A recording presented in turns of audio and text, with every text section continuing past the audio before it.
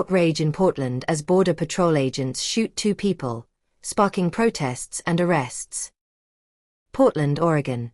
Tensions over federal immigration enforcement erupted again this week after U.S. Border Patrol agents shot and wounded 2 people in East Portland, prompting protests, political rebukes, and a citywide call for investigations into the use of force by federal agents. What happened in Portland?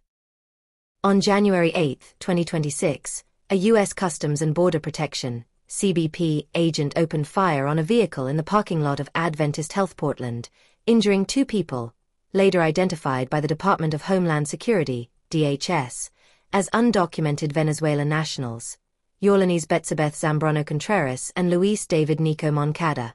Federal officials alleged the pair were linked to a Venezuelan gang and that the driver tried to run down agents during a vehicle stop, prompting a defensive response. Both individuals were transported to a hospital, and their current conditions have not been independently confirmed. The FBI has taken the lead on the federal investigation.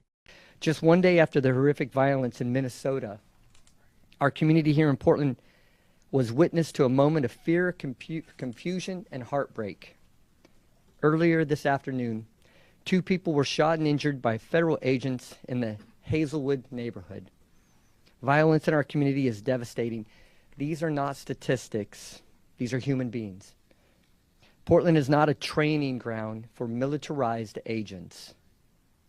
When the administration talks about using full force, we are seeing what it means on our streets. The consequences are not abstract. They are felt in hospital rooms and living rooms, in the quiet moments when families try to make sense of what happened, what is happening. We know what the federal government says happened here. There was a time when we could take them at their word. That time is long past. With Portland police assisting at the perimeter, public reaction and protests. The shooting ignited immediate public outrage in Portland. Hundreds gathered outside an ICE facility and near City Hall on January 8, decrying what protesters describe as excessive federal force and a militarized approach to immigration enforcement. Police later arrested 6 demonstrators during protests on January 9, despite calls from local leaders for peaceful action.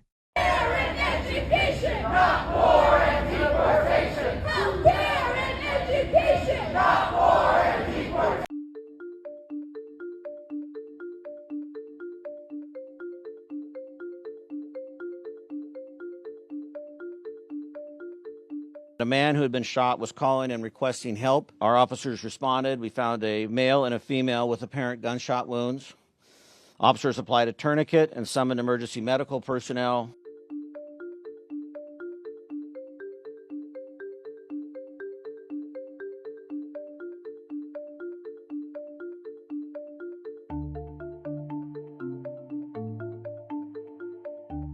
We know what the federal government says happened here. There was a time when we could take them at their word. That time is long past. Portland is not a training ground for militarized agents. Portland's mayor, Keith Wilson, sharply criticized the federal account of events and urged ICE to halt operations in the city until a full investigation is completed, saying local trust in federal narratives has eroded.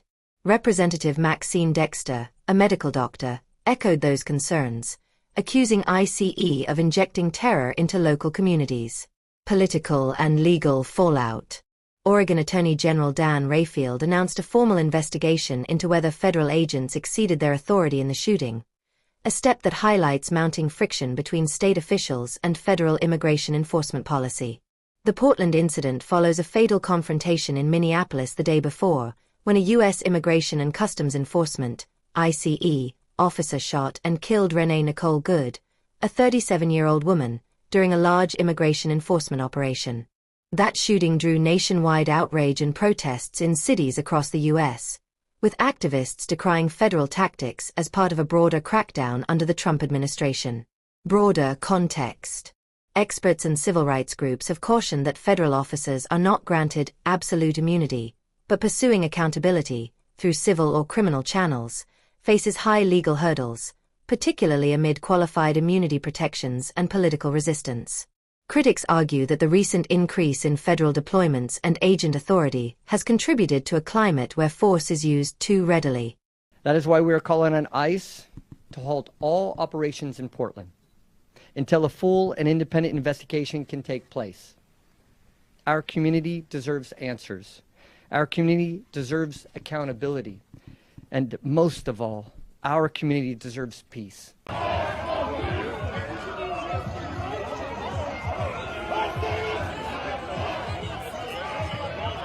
It's just been chaos. The community is trying to get answers. The officials are not trying to tell us anything. It's just like we're finding information out on our own. And we should be hearing from the officials that's out here what's going on in our community.